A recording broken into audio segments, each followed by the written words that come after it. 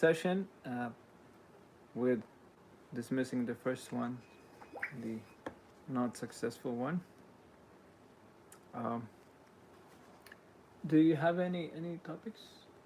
Any questions? No, No, nothing. anything. Anything. Good. So until someone will tune in, I will just check some few verses to elaborate. Hare Krishna.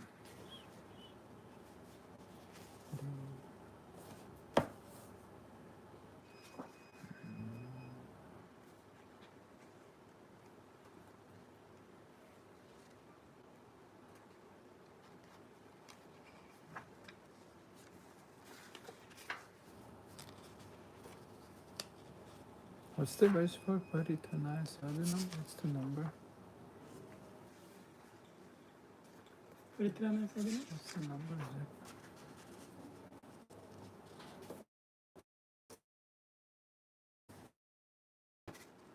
Hare Krishna. We have one listener, which is 48. you probably. Bad with numbers. Very good.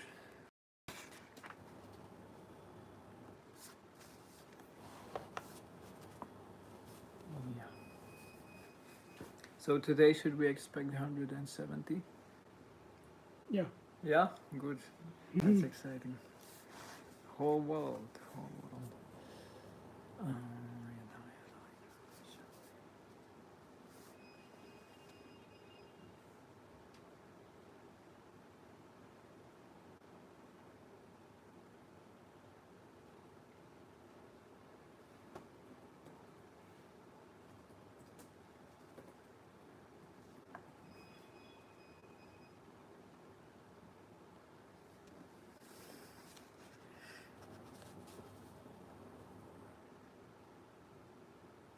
We have two listeners. Hare Krishna, Likon Mondal. Hare Krishna, welcome. So I think there's three already now, so we will start. Welcome everyone. Uh, welcome to our third session and discussion, Katha topic, Kolkata, the city of His Divine Grace. Yesterday we elaborated a topic of what is that grace? What the grace means? What is that mercy, and specifically what Srila Prabhupada delivered as mercy. So today we'll continue on the very same topic, and we will involve a little of description of a Bengal region as in general. That Kolkata is situated nicely it's the capital of Bengal. Capital of Bengal. Yeah, Kolkata. So it's a most important city. And capital of Gaudiya Vaishnavism also. Yeah. So amazing. So, in speaking of Srila Prabhupada or the place of divine grace, we will naturally will speak of Chaitanya Mahaprabhu in parallel, since they are not separated, never separated. The divine grace is the grace of Chaitanya Mahaprabhu given to Srila Prabhupada that he distributed and presented to all of the world. So yesterday we pointed out that the mercy is to understand God as a person. Is a big mercy, which is stated by great Purana, Mahapurana, in a very second verse of Shrimad Bhagavatam. It says, Dharma projita kaitava tripuramo nirmatsaranam satam vedyam vasta matra vastu shivadam tapatrayon mulanam Shrimad Bhagavate Mahamuni kriti kim vapare rishvara sadyo hridyavarudyate yate kritibis yatat sadyo hridyavat sadyo hridyavat sadyo hridyavat tarata kritibi shushushubhistakshanat. And the second verse of Shrimad Bhagavatam explains the ultimate dharma, ultimate occupation. We read Bhagavad Gita, and Bhagavad Gita, the conclusion of Bhagavad Gita is to abandon all types of religion, Krishna advises Arjuna that uh, don't be bewildered by various types of engagements, which is actually not worthy to be acting for. As we spoke previously yesterday, if we don't know who we are, our actions is just mere dreaming or lunacy, right? If we don't understand our real identity, we cannot take proper actions. So Krishna advises Arjuna to abandon all various types of false engagements, which is mostly like, you know, yoga practice or ritualistic performances, karma kanda, and so on. Generally, people are engaged or interested in religion just for this cause. The cause is just material prosperity or elevation to svarga loka. That's the main interest in religion, which is now itself is gone. Is gone. The religion lost. In general sense, religion has lost its real meaning. Since religion is meant to actually make one pious, religion is all about piety and ascending to a higher states of life or higher states of being, which religion always, all the religious texts mentioned, the place of heaven, a place of extreme, goodness, where everything is very good, nice, and God is there, and enjoyment is better. So usually the all scripts or manuscripts of various religions reaches up to this stage. It doesn't go higher than that, something beyond the heaven. And that is only met in Vedic literature that explain the plane of transcendence, a place of transcendence where there's no material suffering nor there's material enjoyment. Everything is spirit. Everything is spiritual. That is Vaikuntha Loka, Vaikuntha Dham. So this is available. This knowledge is available only in the Vedic literatures. So the second verse of Srimad Bhagavatam explains that the best welfare for all is illusion, reality, the topmost reality distinguished from illusion. That's the best well for all in general, for humanity in general.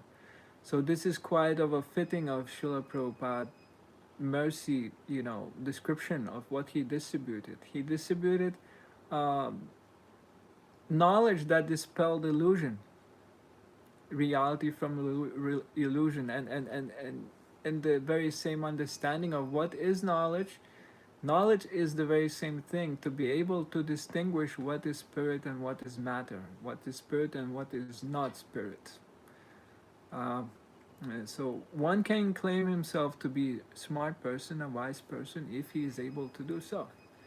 So if we thoroughly engage in materialistic science, uh, we cannot call ourselves very much of knowledgeable person. Srila Prabhupada would agree with it because it just covers only the material sphere. It doesn't speak about anything spiritual. And that what is material, that's not much of, real substance in it. It's temporary and illusory. And we have some question here. Very nice. From Gaurangi Priya. Thank you, Prabhuji. Please advise how to constant in devotional service with gratitude. Amazing. Amazing question. I will touch this during the speech. Thank you so much. Uh,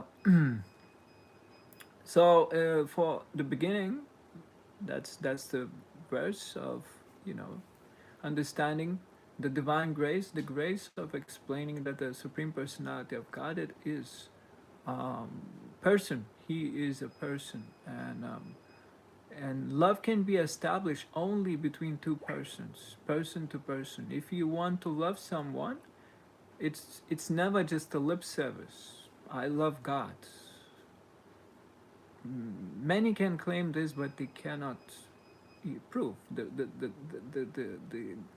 The proof is in action, right? We want to see the way people actually acting So if one claims to love God, let's see how he acts. So we made a conclusion yesterday that love means to offer a flower to a person. If you're able to do so, you can say you're performing loving acts. So if we're able to offer a flower to the Lord, this is personal. This is personal. Personalism. This is real religion. Um,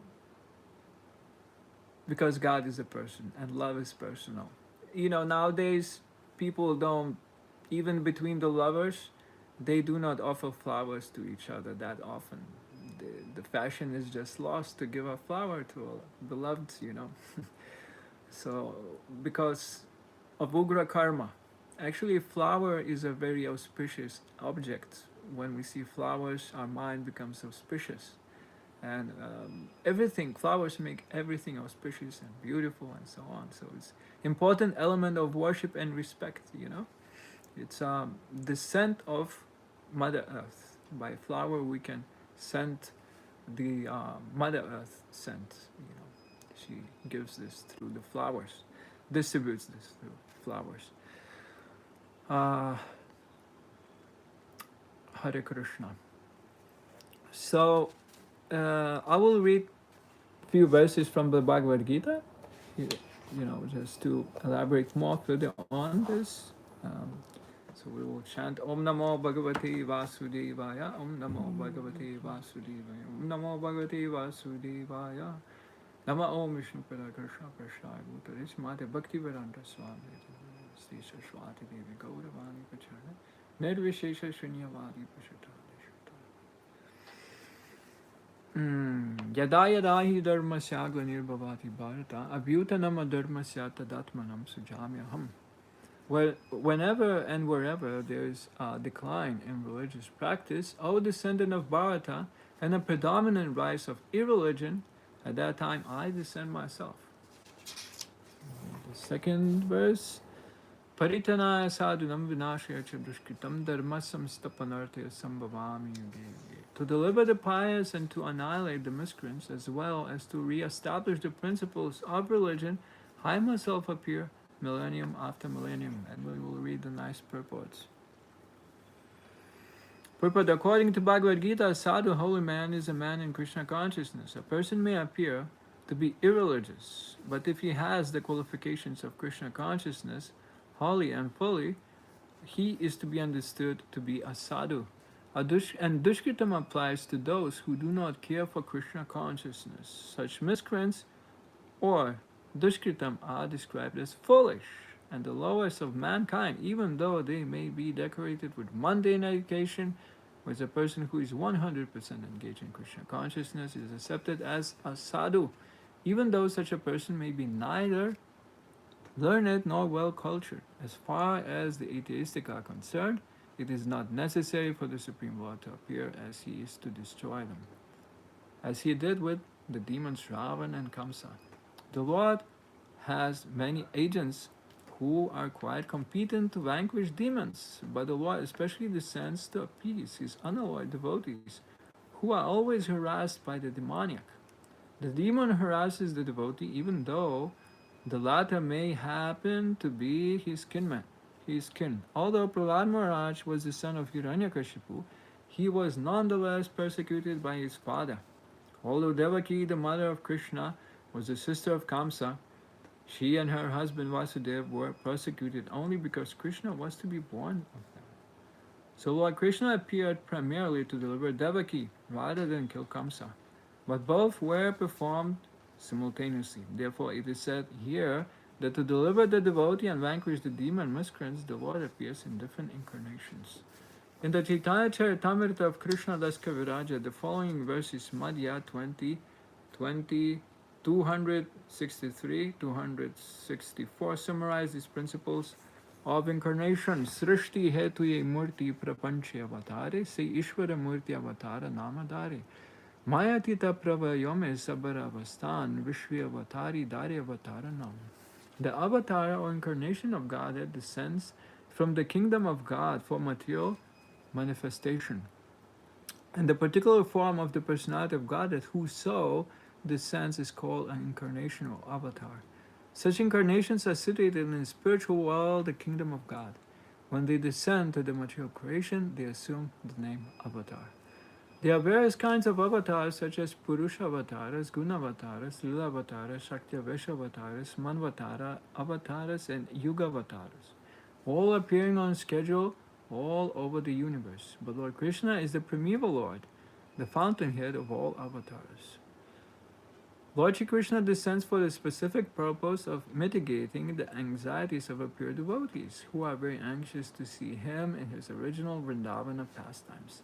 Therefore, the prime purpose of the Krishna avatar is to satisfy his unalloyed devotees. The Lord says that he incarnates himself in every millennium. This indicates that he incarnates also in the age of Kali, as stated in Srimad Bhagavatam. The incarnation in the age of Kali is Lord Chaitanya Mahaprabhu, who spread the worship of Krishna by Sankirtana movement, congregational chanting of the whole names, and spread Krishna consciousness throughout India. He predicted that this culture of Sankirtana would be broadcast all over the world, from town to town and village to village. Lord Chaitanya, as the incarnation of Krishna, the personality of God, is described secretly but not directly in the confidential parts of revealed scriptures, such as the Upanishads, Mahabharata, and Bhagavatam, which we will elaborate later on. The devotees of Lord Krishna are very much attracted by the Sankirtan movement of Lord Chaitanya. This avatar of the Lord does not kill the miscreants, but delivers them by his causeless mercy.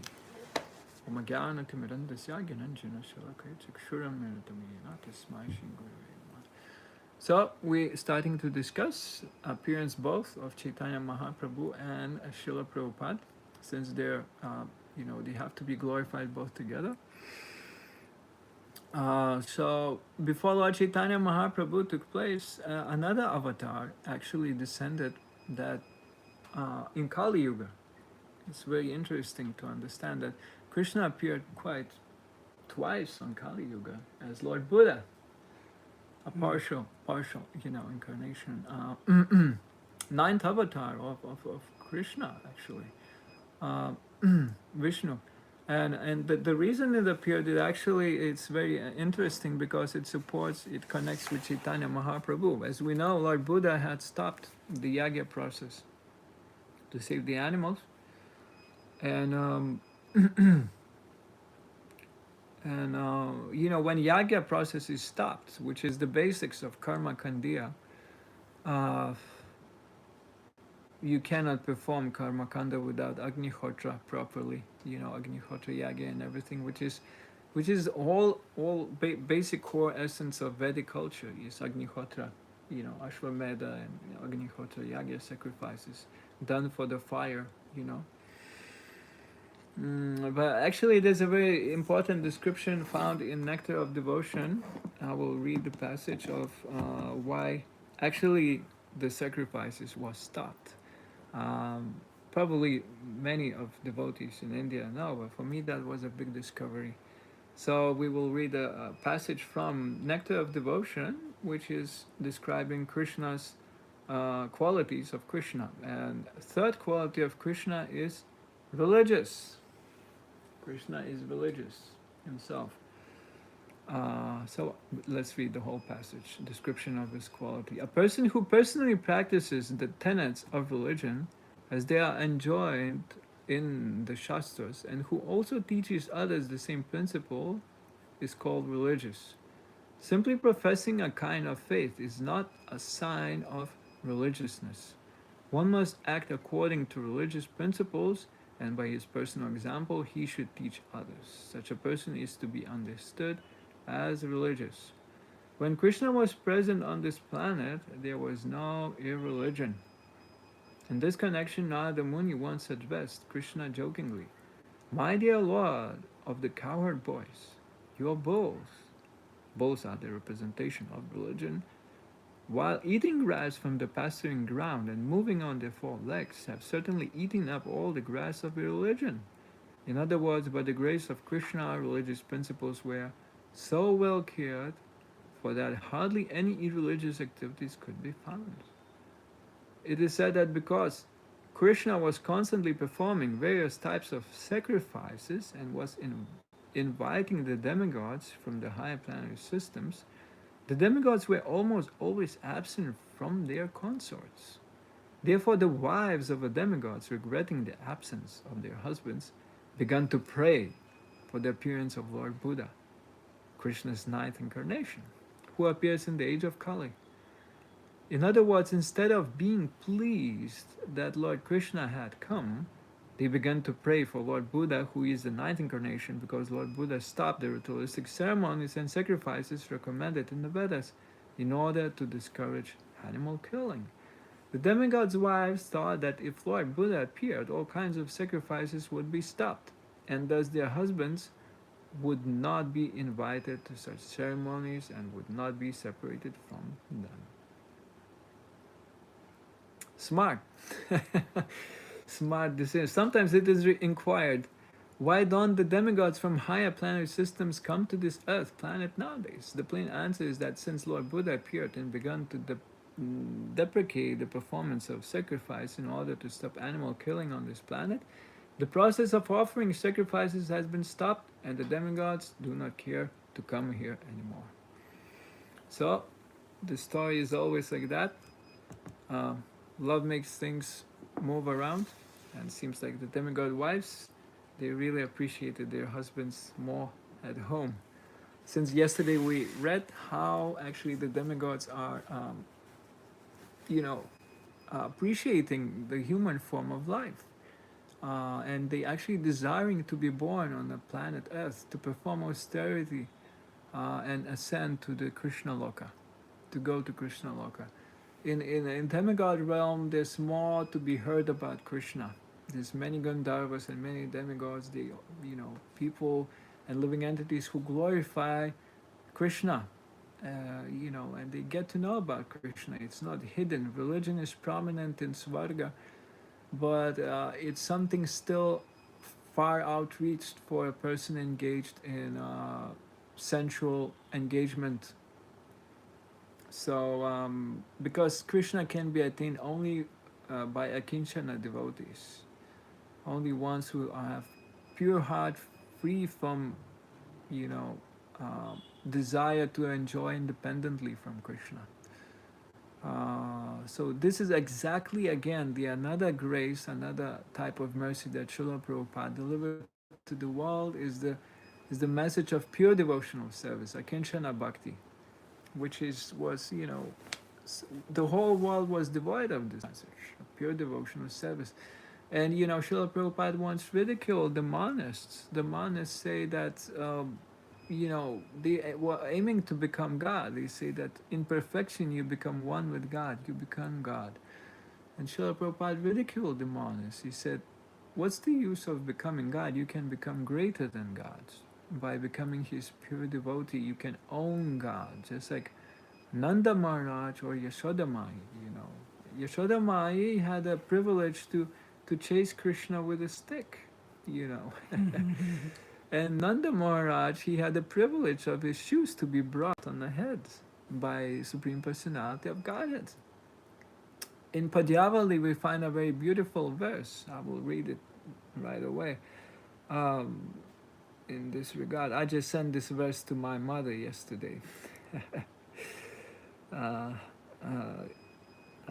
It's in Lithuanian. Let me see, I'll find it in English.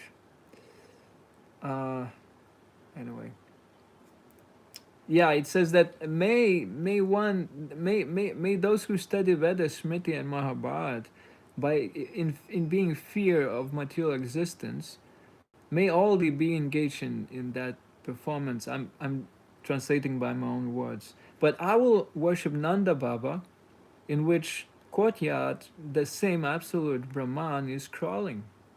So Nanda Baba is so great devotee that per Brahman is crawling in his courtyard. Therefore, I will worship him. So these are very smart words in describing a pure devotional service. This is pure approach on Krishna. That means I don't even want to worship Krishna himself. I want to worship those who are very close to Krishna. So this is again the very same point of mercy that Srila Prabhupada delivers is a position of a devotee as a worshipper of Shrimati Radharani. So Gaudiya Vaishnavism is known as Radharani's worshippers. We actually worship Radharani not as Supreme Personality of Godhead. No. Supreme Personality of Godhead is always one. One. Ekale Brahma Dvitiya Nashti, cannot be two. Therefore, Krishna, that's God is Krishna. That's his position. He's Swarat. He's Adipuru. He's the one who enjoys everything. But why do we worship Radharani? Because we want to be devotees. Radharani, Gaudiya Vaishnavism is worship of devotees. Vaishnavism means worship of devotees. Vaishnavas are those who are very smart and who knows the very mood of Krishna, that Krishna doesn't like to be approached directly. We cannot jump on Krishna. In other words, or you have to understand the parampara system, or approach Krishna in a humble mood by learning from the seniors of our parampara, system, or Shrimati Radharani. If you want to know Krishna, you have to approach Shrimati Radharani and learn the art of approaching Krishna, which many of living entities might not ever have a chance to go directly to Krishna, because those positions are very carefully guarded by the most confidential servants of Krishna. So the aspiration of a devotee is actually to be a menial servant of the servant of the servant of the servant of the servant of Krishna. And therefore, devotees never claim they own Krishna. The whole mood of our acharyas is exactly that I never had Krishna, I never knew Krishna, I don't know Krishna. The very founder of our Sampradaya, Madhavendra Puri, when he was passing away, was his position? Did Madhavendra Puri? Yeah, he lamented, I never went to Mathura when he was passing away. And there's a description in Chaitanya Charitamrita when a great acharya, that's Madhavendra Puri, he was passing away, and one of his disciples, he was a little bit of a monist, impersonalist. He didn't get the point. So, because the whole sampradaya at that time, it belonged to Shankarites or Advaitists, so Mayavad was prominent. But Madhavendra Puri, he received the mercy of actually Radhabhav he understood what is love for Krishna, or love for Krishna in separation, in more exact. So before departing this world, he understood he has to go into his ecstasy, and that ecstasy is that I never knew what Krishna is.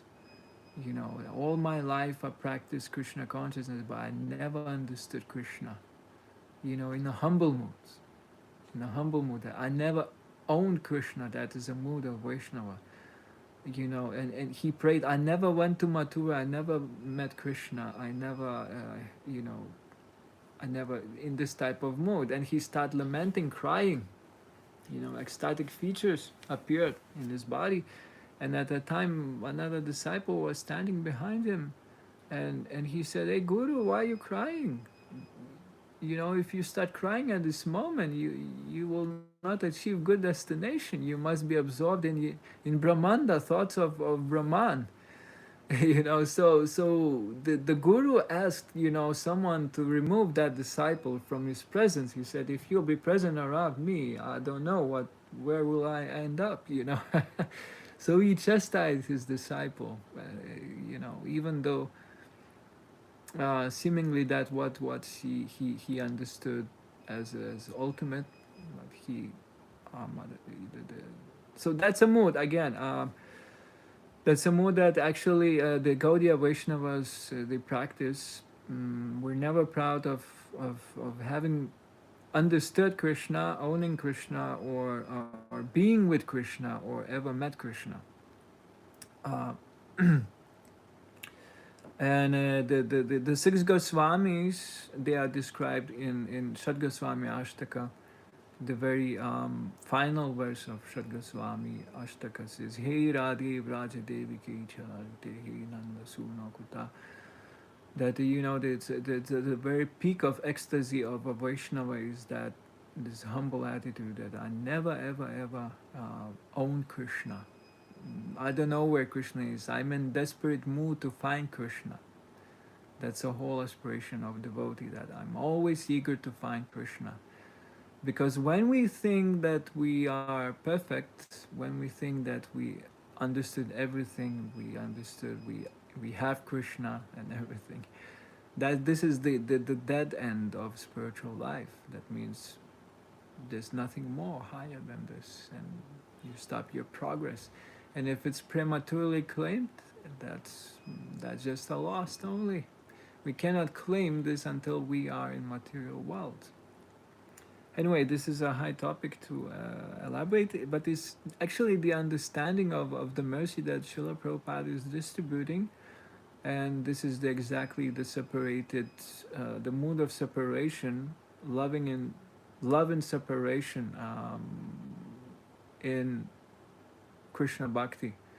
We practice separation moods, that Krishna is not easily available. Yeah.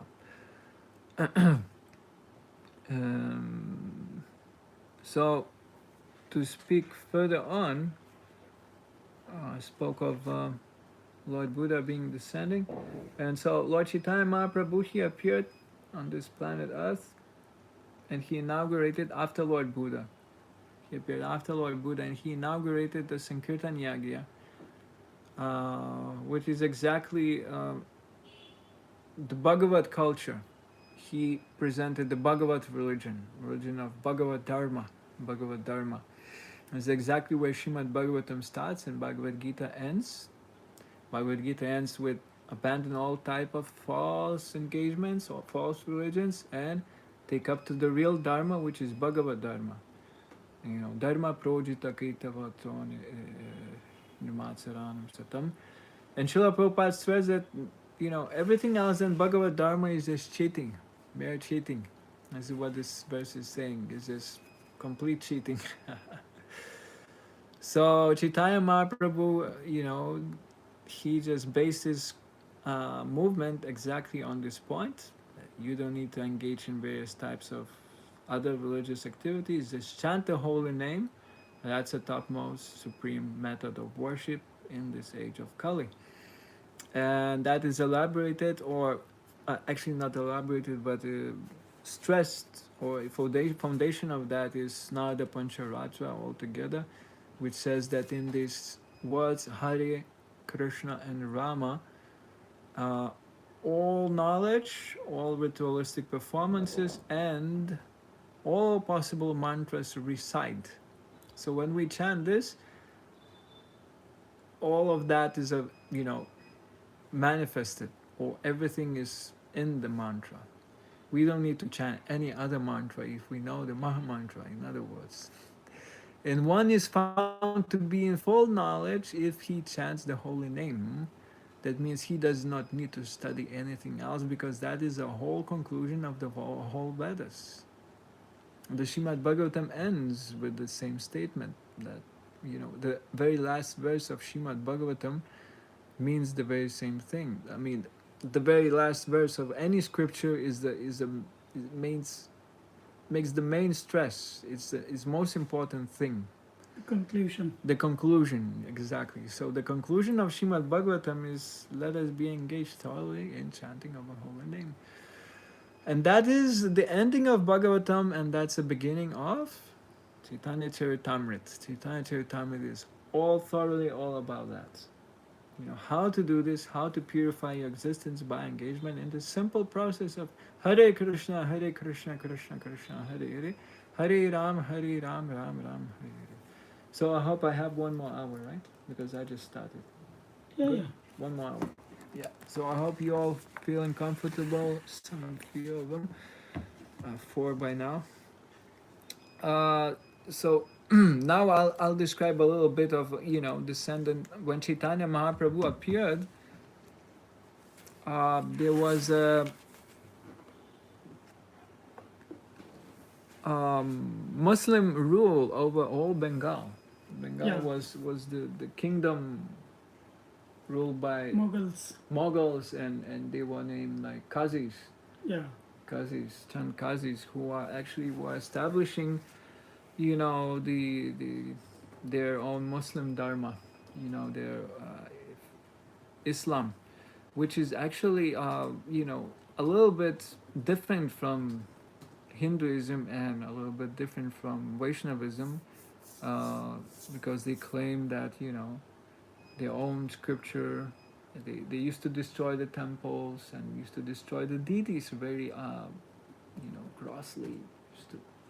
They did not agree that God is a person or he has a features. And I'll give you a little personal account of my interaction with Muslim preachers and Muslims themselves. I was distributing books in Mauritian island, which is mostly Hindu devotees from South India, Lord Rama devotees, Hanuman devotees, and but also part of it is Muslim community. They somehow collaborate quite nicely, like in India. And I was distributing books, and one Muslim scholar, the scholars they called muftis, approached me. He was quite mature person, very sophisticated. He was preaching in various colleges all throughout the world, and he presented himself as a teacher in London, one of the London high universities. He's teaching everyone, Quran. It happened just right on the street. He actually approached me, and we started speaking. He was very gentle and he was very polite. He didn't attack, and he was willing to go into discussion, polite discussion, rather than kicking me out from the street. So we start speaking, and he said, he started mentioning to me that actually we don't agree that God has a feature like deity, therefore we don't worship deities. And my response to it was that in the very same Quran it said that God is all pervading. He's in every atom. Therefore, the deity of Krishna consists of atoms, the form of deity made of marble, wood, clay, cow dung, or whatever is there. It consists of atoms, many atoms. So how come God cannot be there, right? If he's all pervading, he's also in the atom, which is in the deity form. So the Muslim preacher, he was a little bit impressed by this. He became a little humble, and then immediately a little different Muslim approached me, who was more ferocious. He was young and preacher with Quran in the hand, and he was very strong. He was started reciting Quran, something, something, and then I used the last weapon. Um, then I quoted Chaitanya Mahaprabhu speaking about Quran or convincing Muslims scholars about uh, Krishna being explained in Quran itself. Of course, now it's hardly available because Quran has more than 800 versions. So Chaitanya Mahaprabhu, in discussing with the scholars of Quran, he said, actually you're speaking something, but he said you don't know your own scripture. And he explained Krishna according to their own scripture by saying that in the last verses of Quran is described that Allah has a body which is darkish body, blackish body, you know. And and those two Muslims, they understood, yeah, that's true. And the last statement of the book of the scripture is most important. So we agreed with this point, and actually, when I spoke this, he himself stepped back. They stepped back away, and they paid gratitude, and we separated in a friendly manner. So we will speak more of this because Saint Chaitanya Mahaprabhu and especially his movement was founded in that era where Muslim government was prominent. So you can just imagine what the type of a difficult time was there. So we will read in that uh, manner the description of Nadia or Bengal from Chaitanya Bhagavat. You know, it matches the point of Bhagavad Gita that is made wherever irreligion is being prominent. You know, Krishna descends to establish religious principles, whether you know being um, trespassed and or diminished. Uh, Actually, Krishna makes a point that this material world is never perfect. It's Dukhalayam Shashvatam. This material whole universe is a place of suffering up to the plains of Brahma, Satyalok, down to the the lowest regions. Everyone is suffering from the ant to the Brahma. And the place of misery is a place of duality. There will always be religion and irreligion working in material world. There's darkness and brightness. And the Taoism speaks of us. They make it like a main movement that you know good and bad, yin and yang, and everywhere there's noted the sacred balance. And it's even in a study of statistics, national statistics, for example, how many of mothers they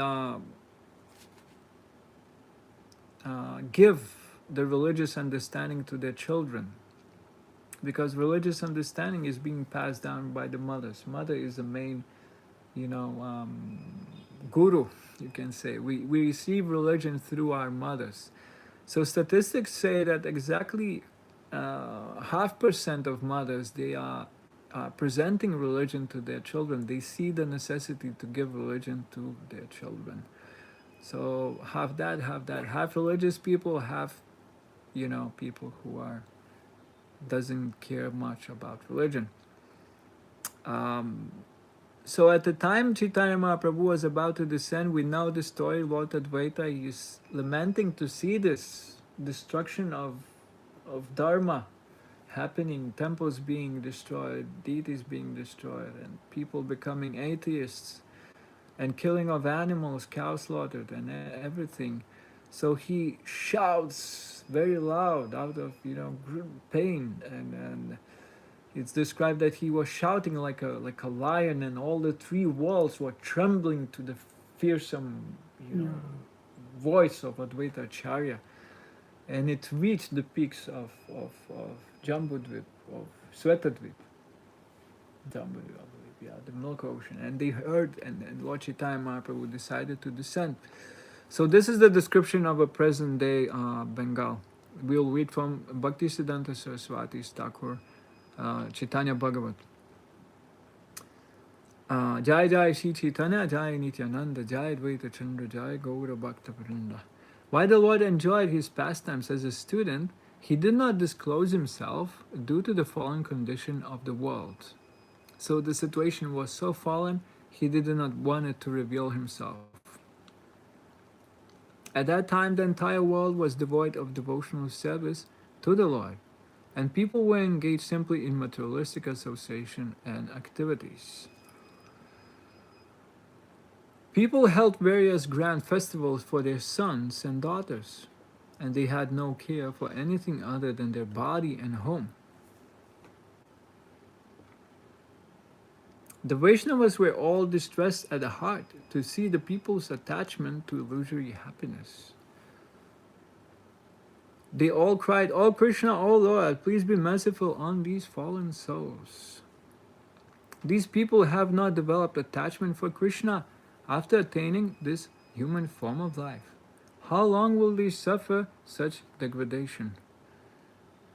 The human form of life, which is desired even by the demigods, is being wasted in the pursuit of false happiness. We will read a little of purport, which is quite important in connection with this. The first line of this verse indicates that only the human birth is favorable for worshipping Lord Hari. Therefore, it is desired even by the demigods. The demigods' prayers in the Srimad Bhagavatam 5:19, 21-25 in this regard are as follows. Since the human form of life is the sublime position for spiritual realization, all the demigods in the heavens speak in this way. How wonderful it is for these human beings to have been born in the land of Bharatvarsha. They must have executed pious acts of austerity in the past, or the Supreme Personality of Godhead Himself must have been pleased with them. Otherwise, how could they engage in devotional service in so many ways? We demigods can only aspire to achieve human births in Bharatavarsha to execute devotional service, but these human beings are already engaged there. After performing the very difficult tasks of executing Vedic ritualistic sacrifices, undergoing austerities, observing vows, and giving charity, we have achieved this position as inhabitants of the heavenly planets. But what is the value of this achievement? Here we are certainly very engaged in material sense gratification, and therefore we can hardly remember the lotus feet of Lord Narayan. Indeed, because of our excessive sense gratification, we have almost forgotten his lotus feet. A short life in the land of Bharatvarsha is preferable to a life achieved in Brahmaloka for millions and billions of years, because even if one is elevated to Brahmaloka, he must return to repeated birth and death. Although life in Bharatvarsha in a lower planetary system is very short, one who lives there can elevate himself to full Krishna consciousness and achieve the highest perfection even in this short life, by fully surrendering unto the lotus feet of the Lord. Thus one attains Vaikuntha Loka, where there is neither anxiety nor repeated birth in a material body. The intelligent person does not take interest in a place even in the topmost planetary system, if the pure Ganges of topics concerning the Supreme Lord's activities does not flow there. If there are not devotees engaged in the service on the banks of such river of piety, or if there are no festivals of Sankirtan Yagya to satisfy the Lord, especially since Sankirtan Yagya is recommended in this age. Bharatavarsha offers the proper land and circumstances in which to execute devotional service, which can free one from the results of Gyan and Karma. If one obtains a human body in the land of Bharatvarsha with clear sensory organs with which to execute the Sankirtan Yagya, but in spite of this opportunity he does not take to devotional service, he is certainly like liberated forest animals and birds that are careless and are therefore again bound by a hunter. So next verse, they don't celebrate Krishna's appearance day, but they spend their entire lives celebrating weddings and other family festivals. This is Chaitanya's Mahaprabhu lamentation. Oh Lord, the living entities are your parts and parcels, and you are their protector and supreme father.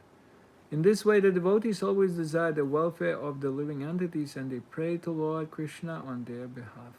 Accepting Sri Chaitanya and Nityananda Prabhu as my life, and so I, Vrindavan Das, sing the glories of their lotus feet. So this is a short description of lamentation. Even Chaitanya Mahaprabhu decided to stay in this close manner in the fall, because due to the fallen condition of present day Kali Yuga, that is in Bengal, that was taking place in Bengal, which is described by Lord Shiva himself in one of the Vedic scriptures as being a place part of spiritual world. Yeah, so it's there in the Vedic scriptures. Another part of it is that the mother Ganges is flowing through the Bengal, to the Bengal Bay. So it's a river. Wherever Ganges is flowing, many Vishnu Padayas, the ones who take shelter in the feet of Krishna, the exact point that I was speaking of. Devotee resides by the feet of Krishna. He doesn't go directly to kiss Krishna. That is privilege of Shrimati Radharani, no one else. So devotees, they learn humility to stay by the feet of Krishna. And Ganga flows from what? From Lord Vishnu's feet. Is a nectar that touch the feet of Lord Krishna. So devotees are very eager to take that nectar. So they run wherever there's nectar of like that. So therefore, worship of Lord Vishnu and Krishna is found prominently around the river of Ganga. All the devotees reside by the nectar of Lord Krishna's feet.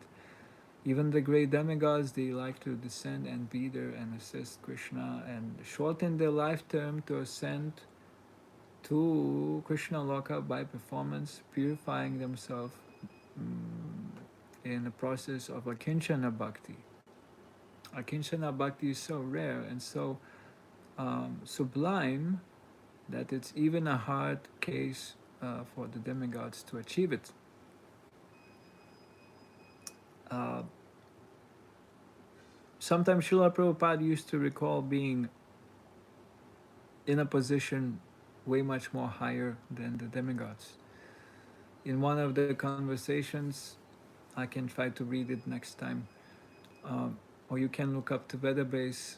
You know, he was asked by his disciples, if you would have a chance to go and meet the demigods, would you go and do so? And Srila Prabhupada's response was, no, I don't need to go and see demigods. Why would I need to do so?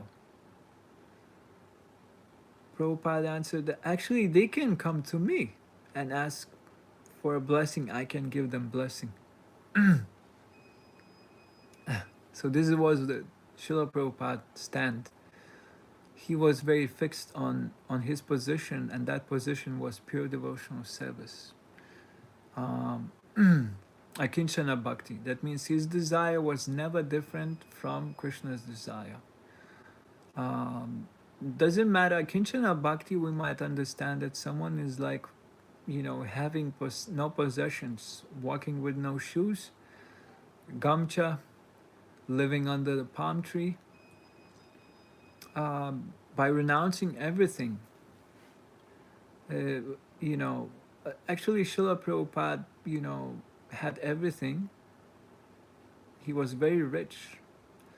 Srila Prabhupada was very, very rich, and his followers are very rich also.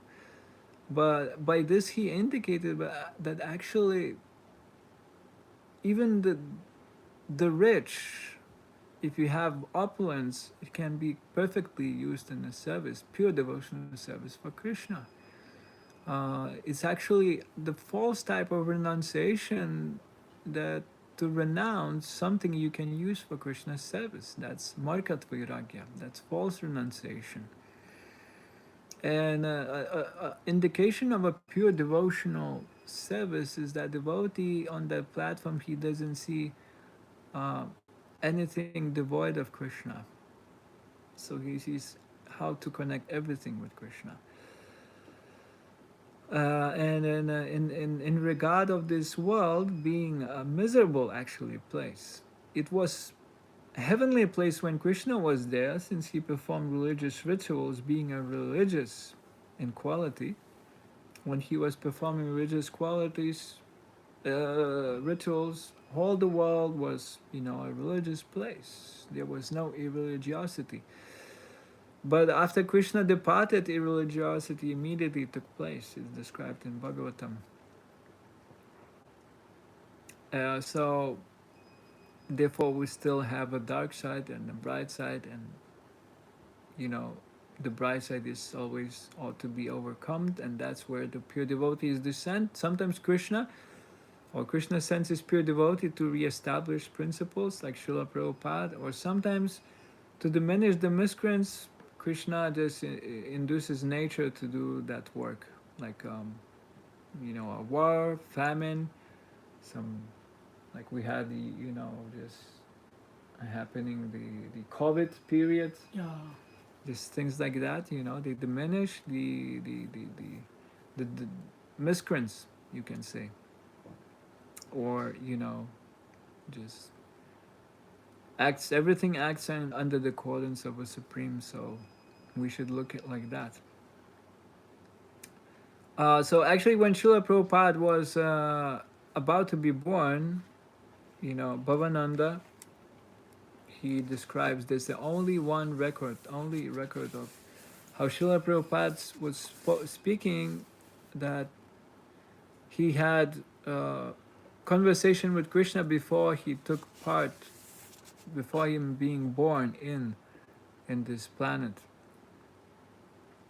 He said, actually, wherever I travel, I live in the different palaces. Srila Prabhupada established temples that are like big palaces, big palaces. He said, wherever I travel, I have rich places to stay, opulent places to stay. And he said, well, actually, I'm not different from Goswamis. I'm doing the very same thing. Every day I spend in a different place. Goswamis were living under different trees. I live in the different palaces. And this is because he says that Krishna, before I got born in this world, he was asking me to write the books, but I didn't want it to go. He said, I refused. I refused to be born on planet Earth because I didn't like the place. I didn't want the material world to take place. And Bhavananda describes when he spoke these words, that material world is a nasty place. His lips was, turning into that type of disgust expression, that material world, very bad place, not a place for gentlemen. So he made, a bargain with Krishna, or Krishna promised, you just you just go, and don't worry, I will arrange everything. He said, I will arrange your comfortable stay there. So when Srila Prabhupada descended altogether, he was able to establish the opulent places for Krishna, even though Srila Prabhupada didn't want it to go. Why? Because material world is a dark place. It's a place from which we would be happy. We should be happy to, um, to leave for the better, or to, dispel all the, uh, or to achieve the neutrality for Kali Yuga, which is done by Akinshana Bhakti, devotional service performed in unmotivated way, and not actually thinking that something is auspicious, not auspicious, giving up the good result and bad result. That's quite difficult for most of us to do, to renounce good and renounce the bad. The bad, everyone wants to renounce bad karma, but who wants to give up good karma? No one wants. But that's required for pure devotional service to take part, because then we can evaluate everything in equal vision. That's equal vision. Without equal vision, we cannot preach. Again, the very same glorification of 6 Goswamis. The description of Goswami, the topmost preacher, is Dhira Dhira Jana Priyo Priya Karo. If you want to preach, you have to become friends for both Dhiras and Adhiras, demons and demigods, which are present all the time. Like Chaitanya Mahaprabhu said, he descends not to kill the demons, but to actually, he does not kill the miscreants, but delivers them by his causeless mercy. So, preaching means become empowered, achieve the power of attorney, and then act. So that is needed. Receive the mercy and distribute the mercy.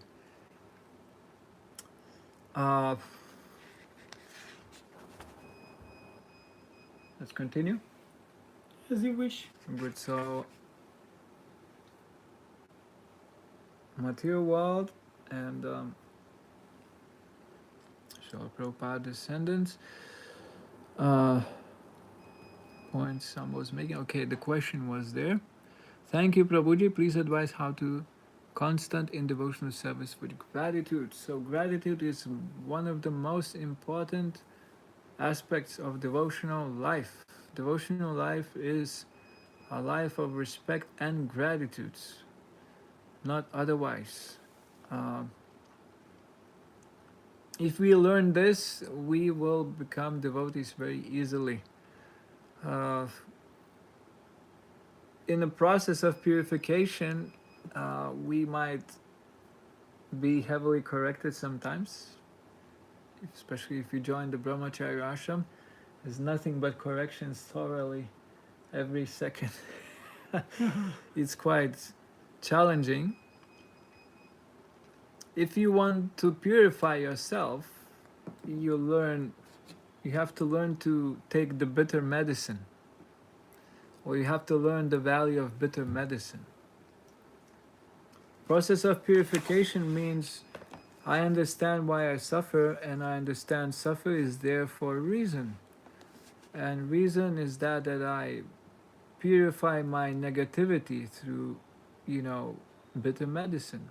Why do we take bitter medicine? Because the karma experienced in a bitterness, taste of displeasure, it purifies us from suffering. You know, we burn the suffering karma in this way. But also, if we engage in enjoyment, uh, enjoyment burns our good karma. By enjoying, we take all our pious credits for the enjoyment. But we can use pious credits for elevating, you know, in transcendental knowledge, for example, and so on, that type of engagement. Piety is needed to become a devotee. Not always the case, but usually is the case. For pious people, it's more easier to become a devotee. And therefore, the Vedas say, Tamaso Majatir Gamaya. From darkness, we have to walk to the brightness, to the light. Yeah, it's the process for people who are in ignorant to gradually go to the brightness, or to become more pious, or to, you know, humble ourselves and to uh, become more pious, abide the religious principles, and become a devotee.